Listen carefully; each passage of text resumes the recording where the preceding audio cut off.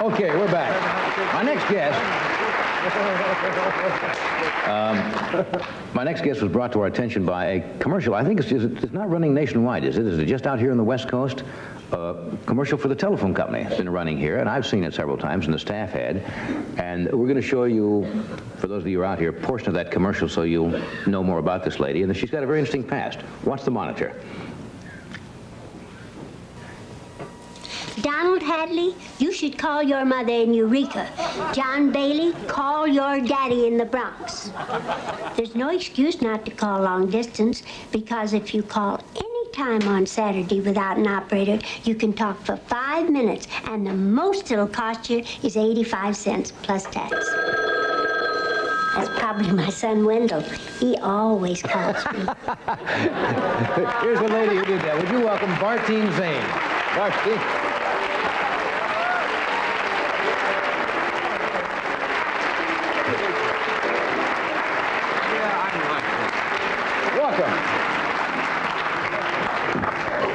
How are you? Fine. That's a lovely commercial. I've seen that a couple of dozen times, and I get tickled every time I see it. You know, I've seen it twice. Really? Uh-huh, that's all. How come? I don't know, I'm just on the wrong station. Somebody told me that you, and I really didn't know this, that you came out of about a 50-year retirement to do these commercials, and that you had done pictures back in the early days of the silent films. Thanks for not mentioning the years. I won't mention the years unless you do, Bartine. But really, come on, now, you shouldn't. Well, let me show this. Can I show this one picture back here? Mm-hmm. Now, that's Buster Keaton. Mm-hmm. Now, I was lucky enough to meet Buster Keaton some years ago, and it was on a couple of shows I had on KNXT in the early days. Was he really? Yeah, he came on and did a lot of falls and so forth. And this is used. I would recognize you. Would you? Yes, I would. You're still pretty, but look here. Now, there you are with Buster Keaton. Oh. Isn't that pretty?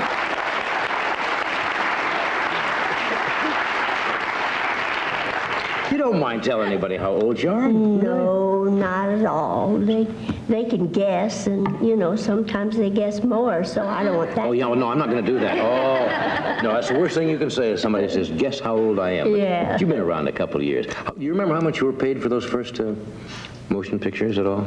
Well, I was considered a very clever, a competent actress, and I often got as much as $25 for a picture.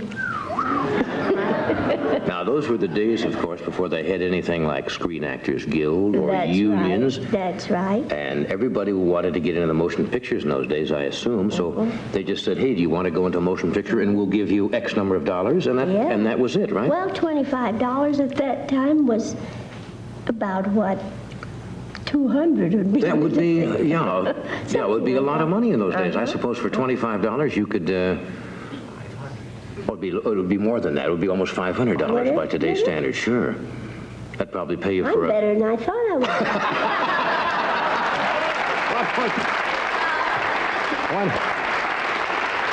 Why don't we get your agent and go renegotiate those early years? Try to get to 500. What? Of course, do you remember some of the other pictures that you appeared in? In those days, they ground them out. You know, they made those 2 and 3 reelers just. One after another, yeah. and I'm sorry, but I don't remember the name of one of them. I worked with Laurel and Hardy, both of them, before they were a team, and Hardy was my very best friend. He sort of looked after me.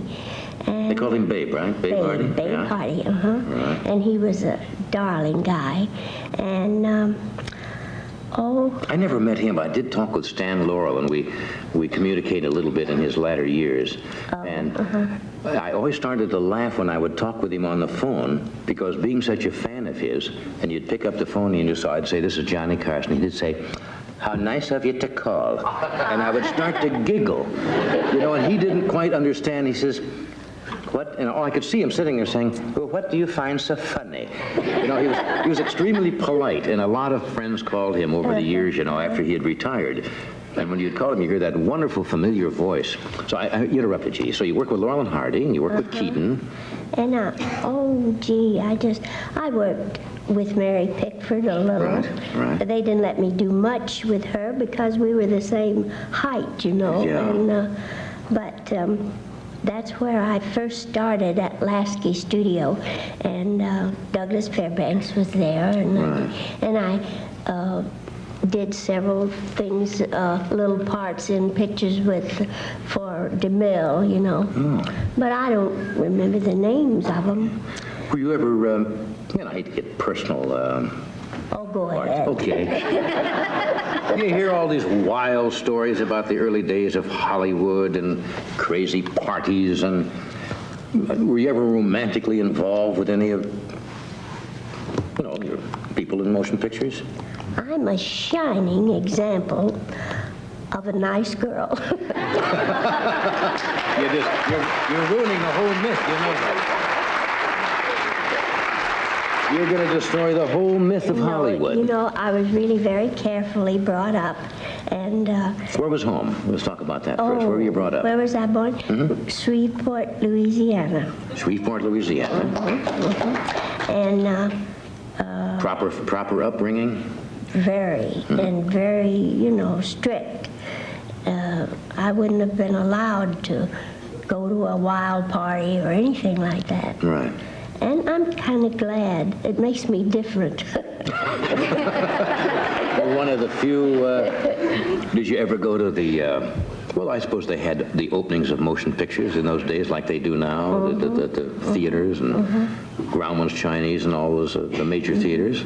You'd go to those, wouldn't you? Oh, yes. And I had a lot of boyfriends, believe it or not. Oh, I believe it. I don't know why I wouldn't believe it. You are a good-looking lady. Thank you. And you're a charmer, but you just weren't now they call them swingers. Yeah, I was not a swinger. Did you want to be? No, I'm just... Why do I do that? I'm sorry. Did you ever go out with Buster Keaton? Did you, I went with Buster. Buster used to come and take me to the Hollywood Hotel. Okay, now we got something going here. You didn't let me What room number, Bartine? Oh, I'm sorry, I didn't let you finish there. So he'd pick you up and take you to the Hollywood Hotel. Yes, to a dance every Thursday night. And Buster would take my, what we call card, and go around and fill it. Oh, you had to get the dance? Yeah. And he didn't dance with me because he wanted to go upstairs in Viola Dana's room where they were having parties, but he knew that wasn't for me. So he would fill my card, and if anyone showed a lack of enthusiasm for dancing with me, he'd say, "Oh, come on, she's not a bad dancer." Yeah. So he was embarrassed me to death. He was really protecting you then. Yeah. Sort of. So Buster would kind of go up to Viola. I've heard that name before. Viola Dana. She and her sister, I forget her name. Shirley Mason. Shirley Mason. Oh, that's right. Freddie DeCorda would probably know them. Big stars. Freddie used to go upstairs himself there a couple of times. With Bonzo. Bonzo is dead, you know. Bonzo is no longer. Mr. DeCordova directed some of those. Do you remember the chimpanzee pictures, Bedtime for Bonzo? Mr. DeCordova directed those. But Bonzo is not with us anymore. So, what other wild things did you and Buster do now? He filled your dance card, and then he went upstairs. Well, there's an instance of where Buster taught me to drive a car that was very unusual. Really? One day he called me and asked me if I'd like to go down and meet Roscoe. And Mr. Arbuckle had Roscoe Fatty Arbuckle. Yeah. And I always wanted to go wherever Buster did. It was fun to be with him and all. I said, sure. So we went down to the station, and Mr. Arbuckle came in, and there were quite a few people down there. And when we left the station, we weren't coming in the direction of Hollywood. And I said, where are you going, Buster? He said, well, I'm going out to Arbuckle's house. They're giving a party for him, but it's not for you. I said, well, what am I going to do? Well, he said, you're going to go home. And that was before the days of crosstown taxis. You know, there just weren't any. I said, how am I going to get there? Well, it takes a car, he said. I said, Buster, I don't know how to drive a car. In fact, I don't know any woman who did at that time. They just didn't do it, you know. Oh, that's all right. He said, it's easy. I'll teach you. So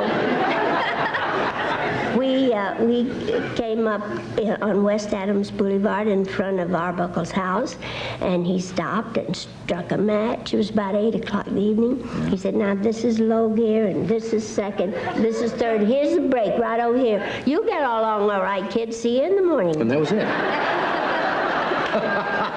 That's a lovely story. We'll take a break. We're coming right back.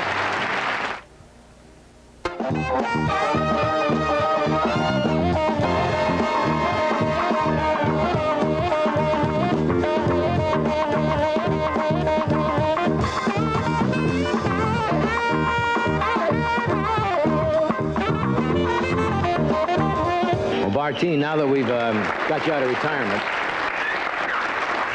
now that you're out of retirement, are you going to keep working? Why, sure. Sure. Hey, it's delightful to meet you, really, and have you on the show tonight. It was so lovely to be here. I'm just so grateful to everybody. It's wonderful. You. You're delightful. Thank you. Eileen, thank you.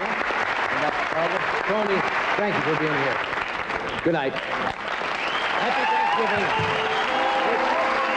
Happy Thanksgiving.